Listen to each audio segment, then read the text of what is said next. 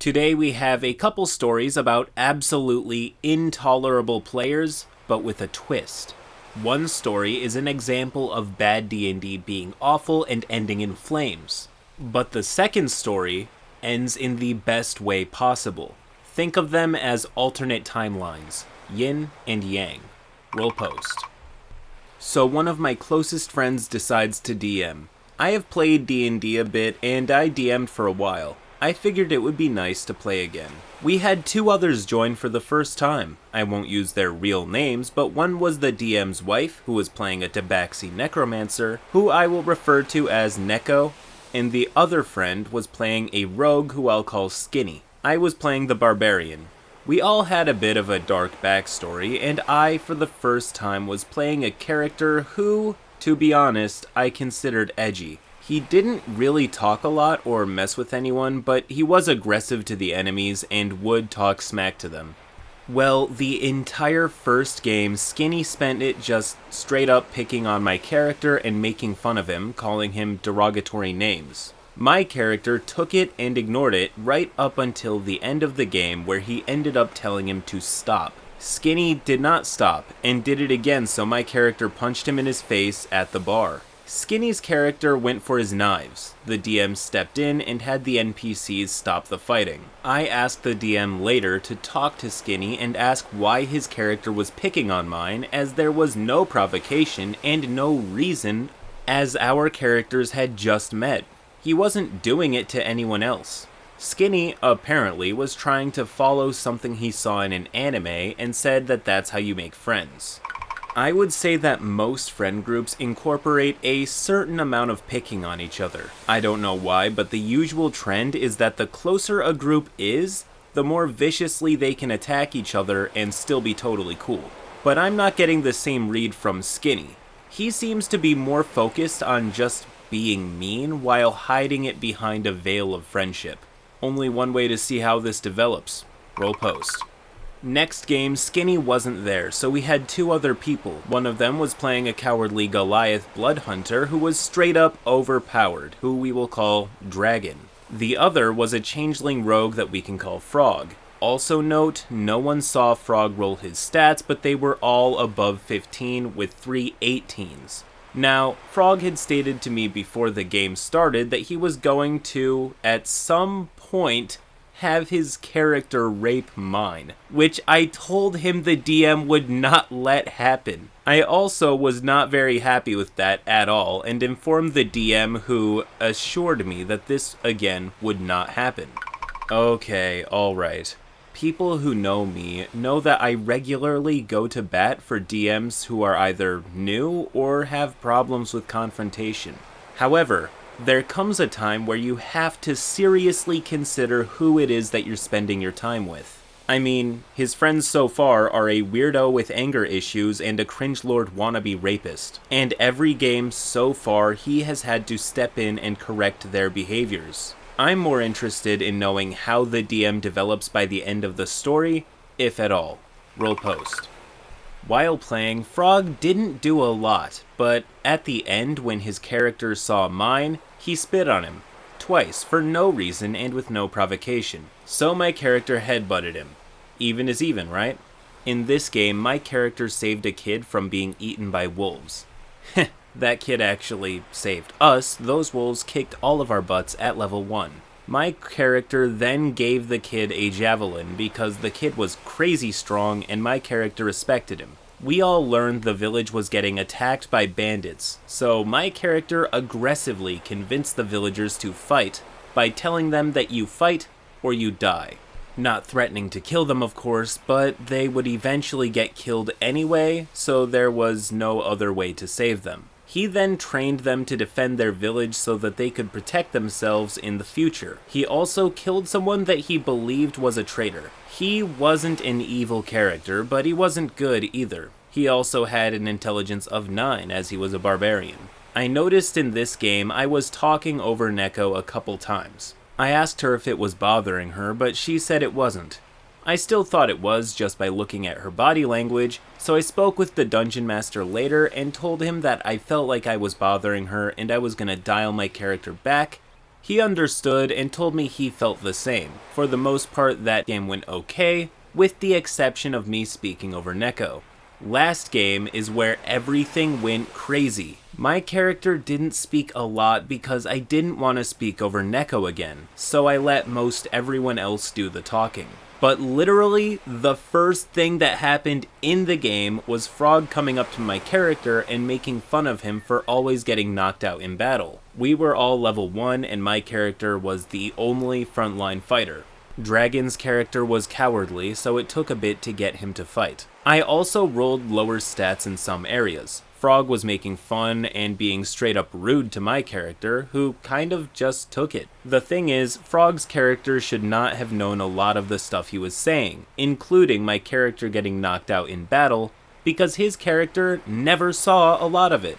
Our characters all had a training session, and then we all had meetings with the king. We were asked the name of our party and who was the leader. Most everyone didn't throw a name out as we all had not agreed on it yet, except Skinny, who told the king the party was named the Toe Ticklers, and he tried to make himself the leader. I stated that we should put the leader matter to a vote, and I nominated and voted Neko for the leader, who actually got the most votes. Skinny voted for himself. As for the name, half of the group didn't like the name either, but didn't want to speak up. I spoke up about it and how it wasn't a good idea, as the NPCs were already making fun of us. I explained the name sounded pervy and gross, and Dragon agreed as well. But Skinny started arguing with me about how it was a good idea and a great name, and that I was just wrong and wouldn't stop.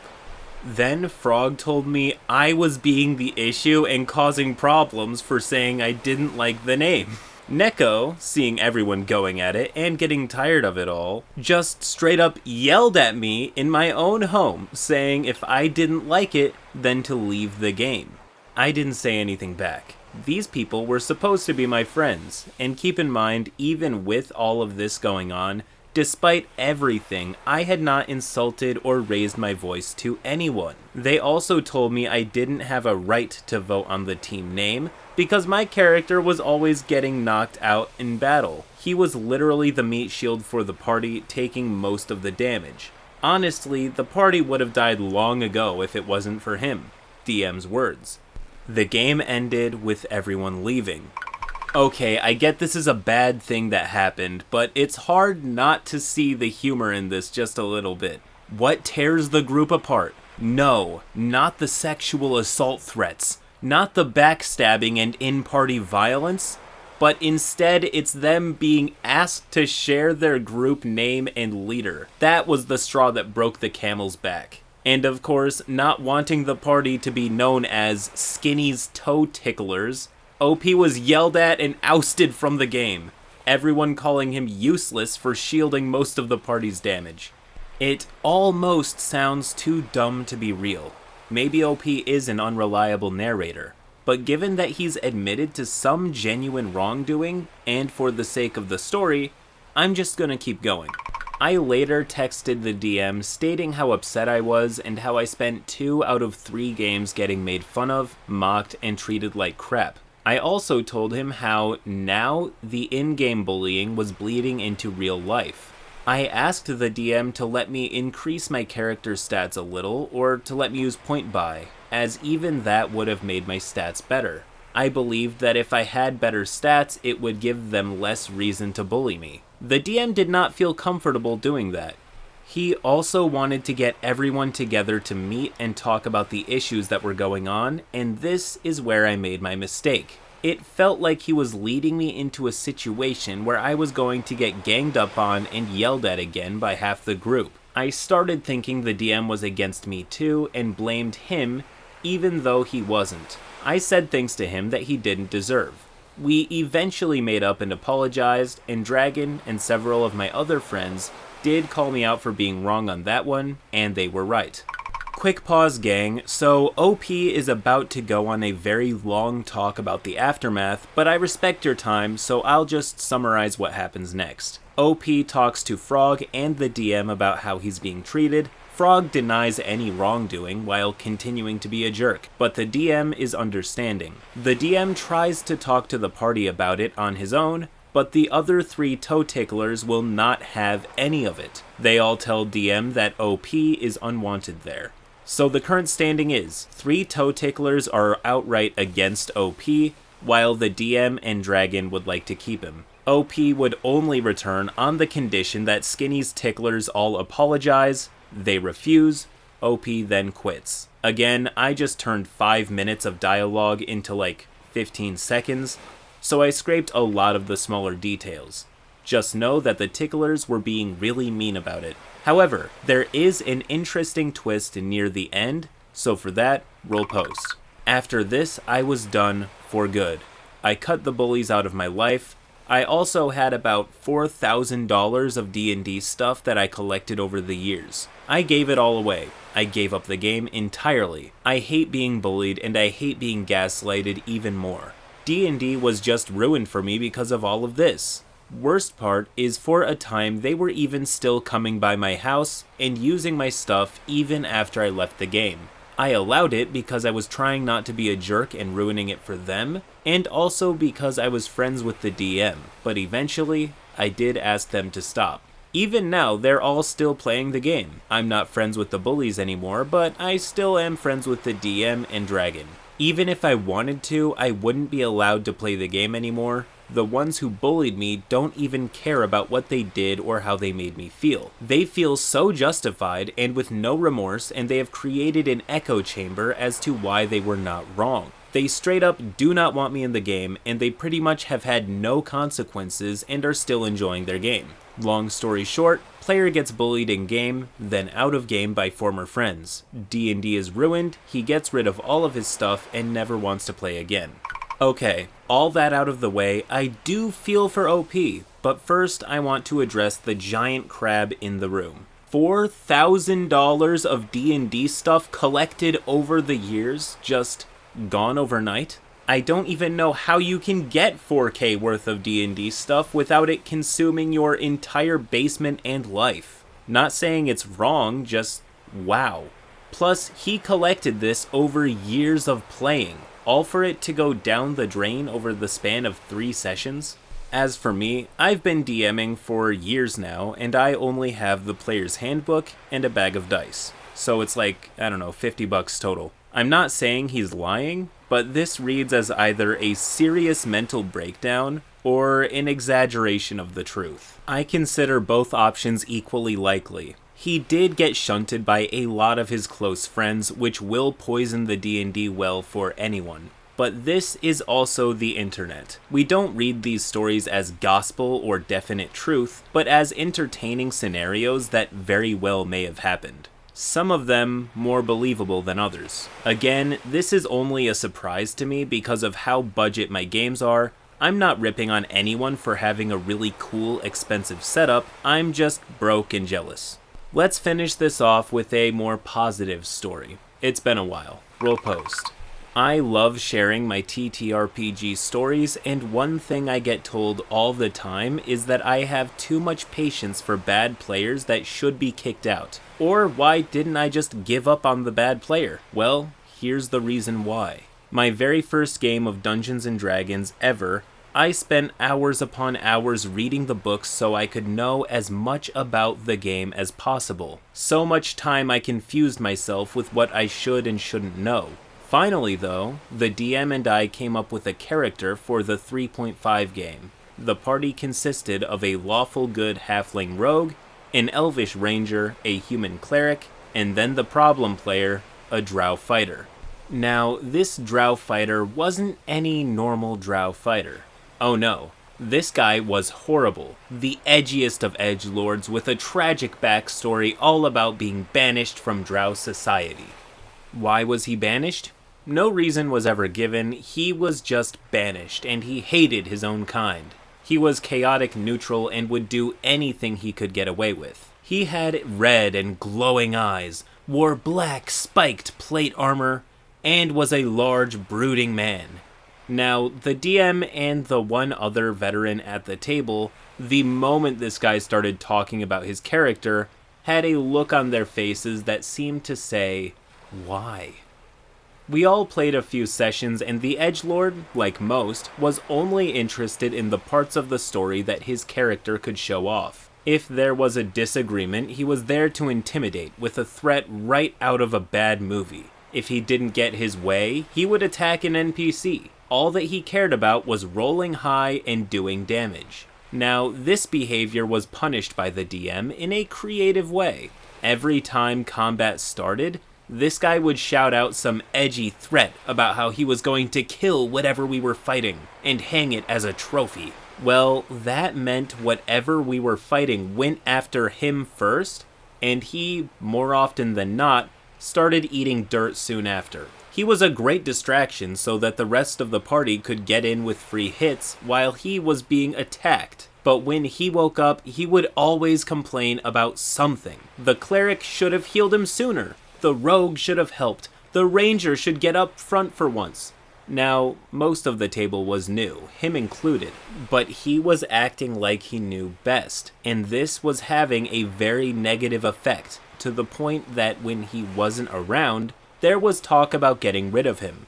Just give up on him. He's a bad player and should be kicked out from the table. Our DM, however, was an amazing person and wanted to share the game with the fighter. He wanted the fighter to realize that there were other ways to play where everyone could have fun. He had tried the carrot and stick method, but that had not changed fighters' minds so far. Well, we all met up for the next session in a deep dungeon, and of course, Fighter was just waiting to roll dice and getting sick of these two NPCs we had just found, one of whom professed herself as a little-known goddess who had part of her power stolen. She was calm and caring and just wanted to get back to her followers. Fighter, however, thought that this was a trap and instantly started to yell at the poor woman. He intimidated 3 times and he threatened a lot until the NPC had it, and our DM said, "Let me see your sheet." Fighter handed it over, our DM put it in a folder for safekeeping, and pulled out another sheet, passing it over to the fighter, who looked it over and was very confused. This was not his. For one, it had a girl's name on it. The stats weren't anything like his impressive 22 in strength. Instead, the person had an 8 strength and a 24 charisma. No black armor, no sword stained red from the blood of his enemies, just a walking stick, a pouch of cookies, and a pouch of various potions. Worst of all, it was a human. Not only a human, but one who was 75. The goddess's eyes glow a golden hue, and suddenly, the drow fighter you have all known morphs into an elderly woman with a sweet grandmother face, a soft smile on her lips as she looks around. She's wearing a neat and tidy dress with just a little fray at the hem from walking, a cloak for the chill in the air, has a walking staff with a few notches on it, and a bird's head carved at the top. 2 pouches at her side held with a thick leather belt. Her hair, thin and gray, still holds some of its curl from her youth. Fighter, you do not remember anything about your former life. All you remember is growing up as a human woman named Amanda Gray in a small village. You married young, but had a loving home and husband. You outlived him, and after the grandkids were grown, you decided to travel along with your granddaughter. And she pointed to the human cleric, who instantly asked if she remembered any of this, and the DM continued, "Nope, you have no clue what's going on." But Fighter remembers you as their loving granddaughter. Now, Fighter, roleplay it. Fighter was lost. He just stared at the paper, eyes wide and mouth agape, freaking out because his character was taken away from him and replaced with an NPC class with a lot of social and knowledge skills. Not to mention, how does a woman think, let alone an elderly woman? He was quiet for most of the session, only chiming in a little bit at times when someone made fun of him for trying to figure this character out. Several of the players thinking he was going to leave because of this. The strange part was, he kept coming back next week and started to speak a little more in character. He even put on a crackly voice for the old lady.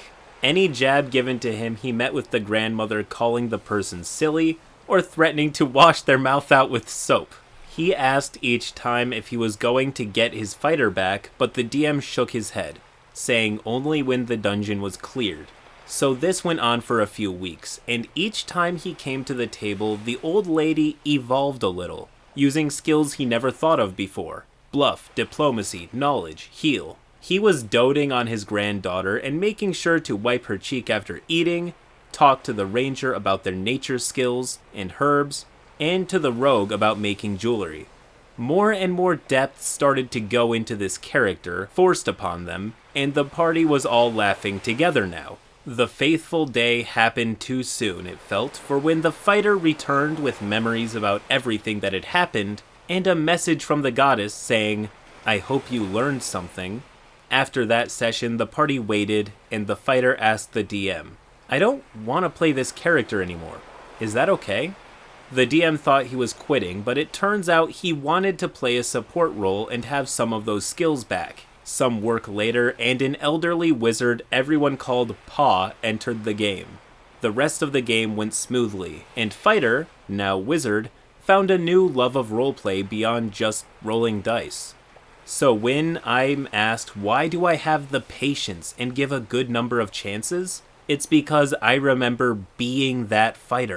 I remember DM giving me an impossible situation to overcome and how much everyone enjoyed what I came up with because of that. I had no idea the impact I was having on party morale to begin with, but after the change I saw it, and I saw I could make it better. I am so thankful to my DM for not chasing me away because I was a bad player, but instead giving me a chance to be a better one.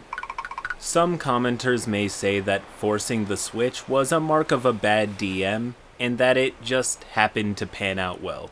But to be fair, if it comes between taking a risk or kicking him out, worst case scenario, he's still getting kicked out either way. While the good DM meets the responsibility of weeding out bad actors, the great DM can fix bad behavior, but only if the problem player is willing to try.